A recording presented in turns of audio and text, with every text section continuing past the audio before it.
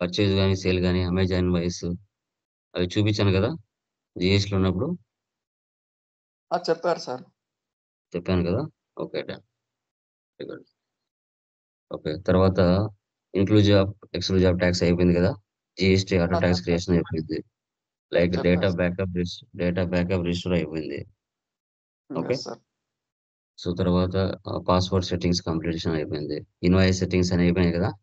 ఏమేమి ఉంటాయనేసి కూడా టోటల్‌గా అవును సార్. యాహ్! మోస్ట్ టెక్నికల్ పాయింట్స్ కూడా కంప్లీట్. ఓకే. ఇంకా మనకి టాలీ ప్రైమ్ 3.0, 4.0, సో, 5.0 ఏవైతే ఉన్నాయో అడిషనల్ ఫీచర్స్ వాటిని కూడా మనం డిస్కషన్ చేయడం జరుగుతుంది. ఓకే. డన్. ఇప్పుడు లైక్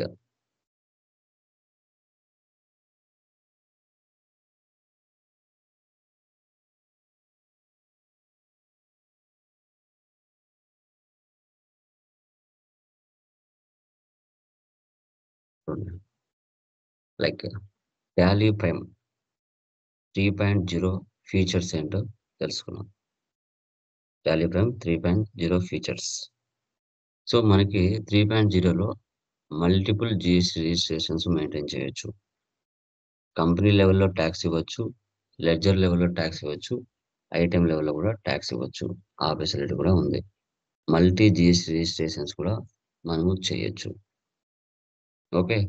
సో, వీటితో పాటు మనకి సేల్స్ ఇన్వాయిస్‌లో గాని ఏవైనా డిలీట్ చేశాము అంటే, ఆ డిలీట్ చేసిన ఇన్వాయిస్ మీద మళ్ళీ ఎంట్రీ చేసి బ్యాకప్ తీసుకురావచ్చు. దీంట్లో మళ్ళీ ప్రొఫిక్స్, సఫిక్స్ అంటే నంబర్ నంబర్‌ని మనం ఐడెంటిఫై చేయొచ్చు. అంటే ఇప్పుడు సేల్స్ ఇన్వాయిస్‌లో 1, 2, 3, 4 అలా వస్తాయి కదా! ఇక్కడ ప్రొఫిక్స్, సఫిక్స్ సెటప్ చేయొచ్చు. ప్రిఫిక్స్, సఫిక్స్ అంటే ఏంటంటే, మనకి మన కంపెనీ నంబర్ ఇన్వాయిస్‌లోనే మన కంపెనీ 2,00,000 రావాలి. లోకేష్ ఇన్ఫోటెక్ ఉంది. LIT slash okay. 001/2425 అని సెటప్ చేసుకోవాలి. ఇన్వాయిస్‌లో రావాలి. అలాంటి సిట్యుయేషన్స్‌లో దీన్ని మనం ఉపయోగిస్తాం. అది గూడా ఎలా అనేది గూడా మనం తెలుసుకుందాం. ఓకే. డన్. ఫస్ట్ చూడండి. Tally prime 3.0 latest version features. ఇప్పుడు నేను క్రియేట్ కంపెనీలోకి వెళ్తాను. ఒక కొత్తగా కంపెనీ చేస్తున్నాను. లోకేష్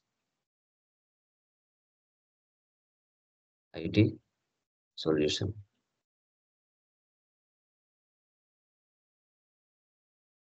ఆంధ్రప్రదేశ్.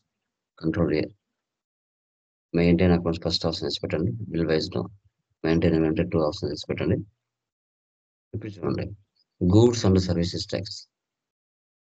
ప్రెజెంట్ నా కంపెనీ ఆంధ్రప్రదేశ్‌లో కడపలో ఉంది. అంటే బెంగుళూరులో ఒక బ్రాంచ్ ఉంది. హైదరాబాద్‌లో కూడా ఒక బ్రాంచ్ ఉంది. ఆంధ్రాలో ఒక బ్రాంచ్ ఉంది.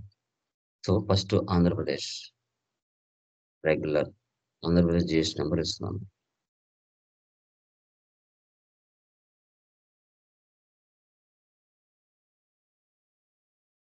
ఇక్కడ చూడండి. Create another GST registration for the company. Okay. ఇప్పుడు ఏపీలో ఒక కంపెనీ ఉంది. ఇది యెస్ పెట్టండి. అక్కడికి ఆంధ్రప్రదేశ్‌ది క్రియేట్ అయిపోయింది. ఓకే. ఒకే బ్రాంచ్‌లోనే ఒకే కంపెనీలో 3, 4 బ్రాంచ్‌ల అకౌంట్స్ మెయింటైన్ చేయొచ్చు. ఇప్పుడు తెలంగాణ తీసుకుంటున్నాం. 36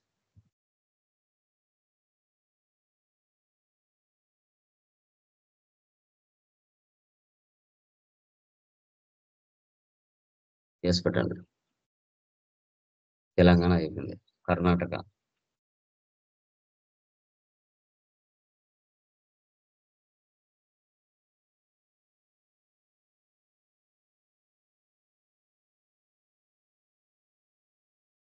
చూసారా?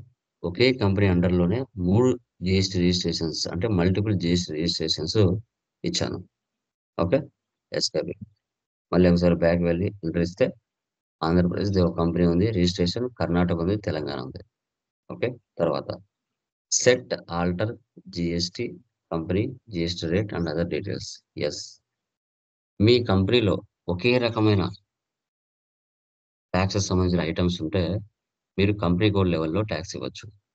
ప్రెజెంట్ ఇక నేను ఒకే రకమైనది ఉందనుకోండి. 5% ఇస్తున్నాను. కంపెనీలో 5% ఐటమ్స్ మాత్రం ఉన్నాయి. అలాంటప్పుడు నేను కంపెనీ కోడ్ లెవెల్‌లో ఇస్తా టాక్స్. సేవ్ చేయండి. కంపెనీ కోడ్ లెవెల్‌లో టాక్స్ ఇచ్చా. ఓకే. ఇప్పుడు వోచర్స్‌లోకి వెళ్తున్నా. చూడండి. మీరు వోచర్స్‌లోకి వెళ్ళిన తర్వాత మల్టిపుల్ జీఎస్టీ రిజిస్ట్రేషన్స్ చేసినప్పుడు ఇక్కడ చూడండి జీఎస్టీ రిజిస్ట్రేషన్ అని కనపడుతుంది. పేమెంట్‌లో కనపడుతుంది. రిసిప్ట్‌లో కనపడుతుంది. జనరల్‌లో కనపడుతుంది. ఇక్కడ చూడండి పైన ముందు నార్మల్‌గా ఉండేటివి కాదు. మీరు గమనించినారో లేదో ఇవన్నీ నార్మల్‌గా కనిపించేటివి కాదు. ఇప్పుడు చూడండి ఎలా కనపడుతున్నాయో పైన జీఎస్టీ రిజిస్ట్రేషన్స్ అని. ఓకే. డన్. పర్చేజ్‌లోకి వెళ్ళాను. ఒక పర్సన్‌ని క్రియేట్ చేసుకుంటాం. పాలు private limited. Country creators. Control A, control A, control A. Yes. Purchase accounts. చూసారా? కంపెనీ కోడ్ లెవెల్‌లో టాక్స్ ఇచ్చాను. చూడండి అదే హెచ్ఎస్ఆర్ నంబర్ తీసుకుంది. అదే 5% తీసుకుంది. నేను ఏమి చేయలేదు. జస్ట్ కంపెనీ కోడ్ లెవెల్‌లో టాక్స్ ఇచ్చిన అంతే. మీరు రిమైనింగ్ నేనేం చేయలేదు. ఆటోమేటిక్‌గా తీసుకుంది. Alt C, Vivo.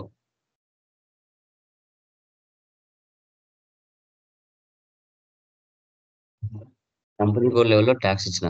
ఆటోమేటిక్‌గా నేనేమి ఇవ్వలేదు. అదే తీసుకుంది. హెచ్ఎస్ఆర్ నంబరు అదే పర్సెంటేజ్. నేను ఏమి కూడా టచ్ చేయలేదు. కంపెనీ కోడ్ లెవెల్ ఏదైతే ఇచ్చినావో నువ్వు అదే ఆటోమేటిక్‌గా తీసుకుంది.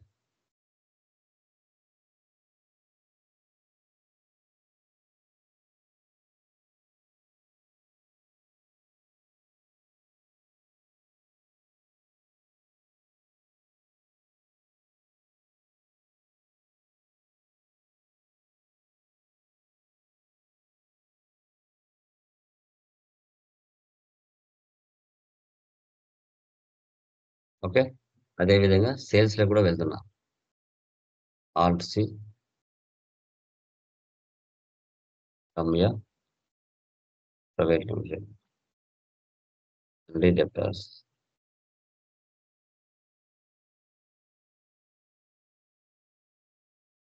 సేల్స్. Sales account. చూడండి కంపెనీ కోడ్ లెవెల్‌లో ఏమి ఇచ్చినావో టాక్స్ అదే తీసుకుంది. నేనేం చేయలేదు. లెడ్జర్ లెవెల్‌లో కూడా.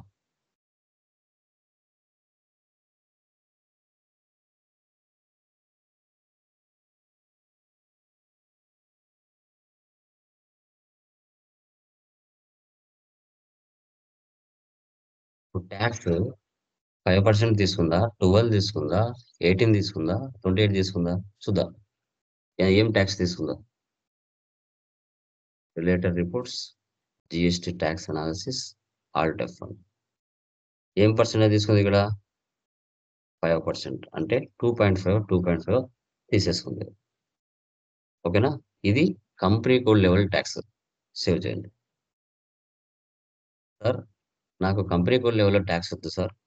నాకు 12% టాక్స్ కావాలి. అప్పుడు ఏం చేయాలి?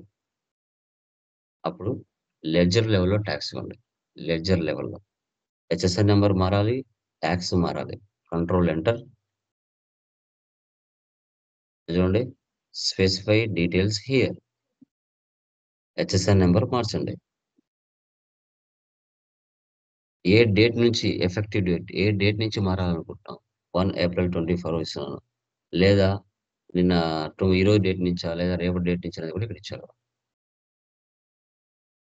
ఇక 12% ఇస్తున్నా. 12%. ఓకే. ఇప్పుడు చూడండి.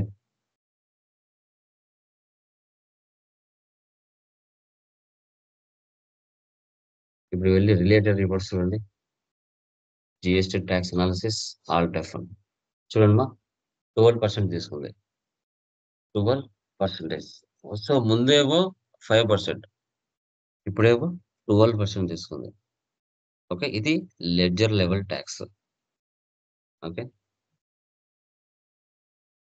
సేమ్. సార్ నాకు కంపెనీ కోడ్ లెవెల్‌లో వద్దు. లెడ్జర్ లెవెల్‌లో వద్దు. నాకు ఐటెమ్ లెవెల్‌లో టాక్స్ రావాలి.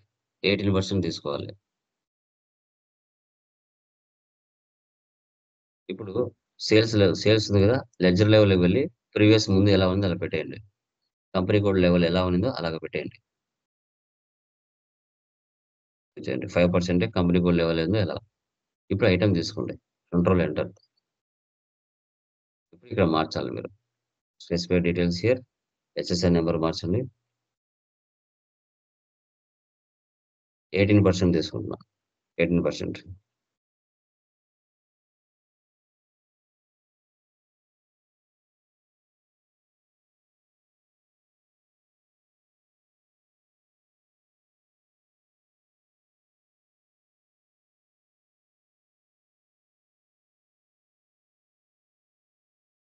ఇప్పుడు టాక్స్ చూడండి.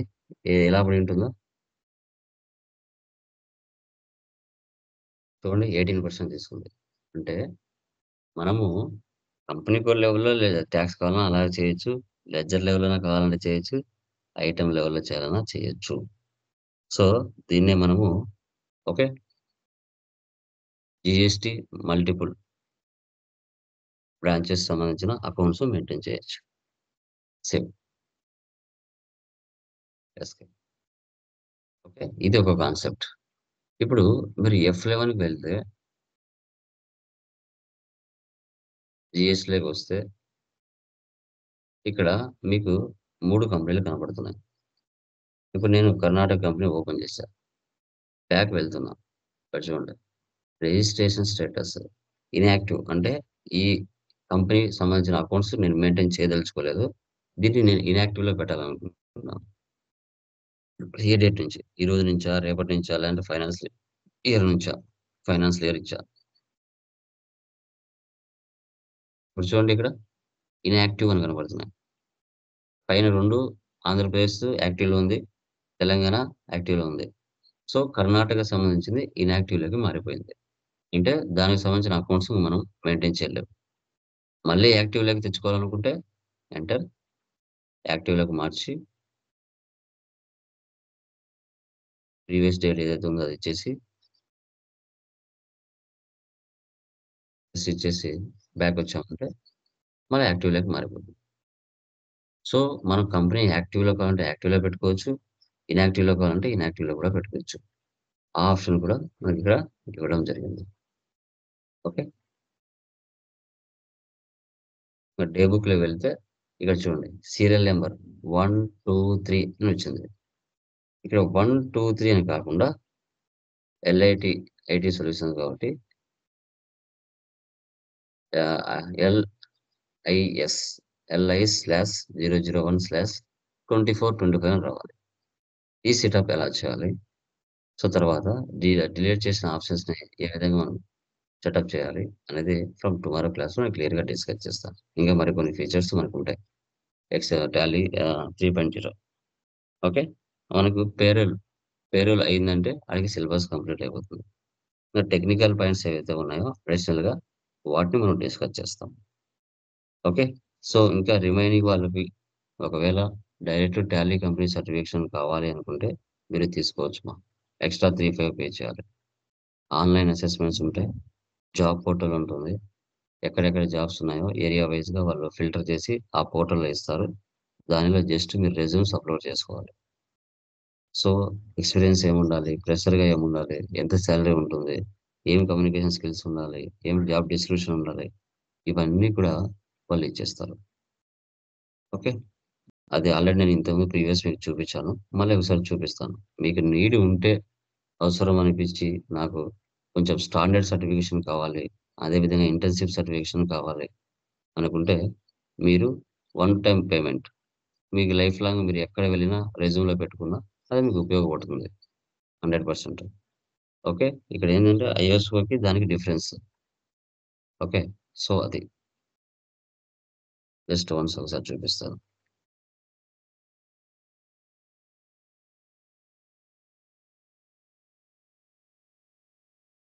ఇది మన సర్టిఫికేషన్. ఓకే. ఇది డైరెక్ట్‌గా టాలీ కంపెనీ నుంచి వస్తుంది. ఇది సర్టిఫికేషన్ నంబర్. మీరు ఎక్కడ గవర్నమెంట్ దాంట్లో సెర్చ్ చేసుకున్నా ఈ నంబర్ డైరెక్ట్ టాలీ కంపెనీ సర్వర్‌లో మీ డీటెయిల్స్ ఉంటాయి. ఓకే. సో, అది వెరిఫికేషన్ కూడా చేసుకోవచ్చు. తర్వాత ఇంటర్న్‌షిప్ సర్టిఫికేషన్. ఇది 7,000లో మనం ఇచ్చేది.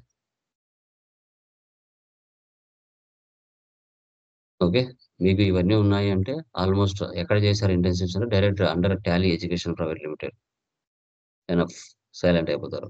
రేపు ఎప్పుడైనా మీకు ఉపయోగపడుతుంది. ఎలాంటి ప్రాబ్లమ్ అయితే ఉండదు. ఓకేనా? సో గైస్, సో అవి చేసేయండి. ఫ్రమ్ టుమారో రిమైనింగ్ డిస్కస్ చేద్దాం. యాహ్! ఓకే. ఇంకేమైనా డౌట్స్ ఉన్నాయండి? ఎనీవన్? యాహ్! సార్. యాహ్! ఎలా అనిపించింది ఎస్ఏపీ డెమో? విన్నారా ఎస్ఏపీ? ఆ! విన్నాను సార్. హ్మ్. బా చెప్పారు. సో కంపల్సరీ గైస్ మీకు లైఫ్‌లో జాబ్‌కి వెళ్ళినా, వెళ్ళకపోయినా ఎస్ఏపీని టచ్ చేయండి. 100% టచ్ చేయండి. అదే. సరే సార్. ఓకే. ఆ! Done guys. Okay sir. Thank you.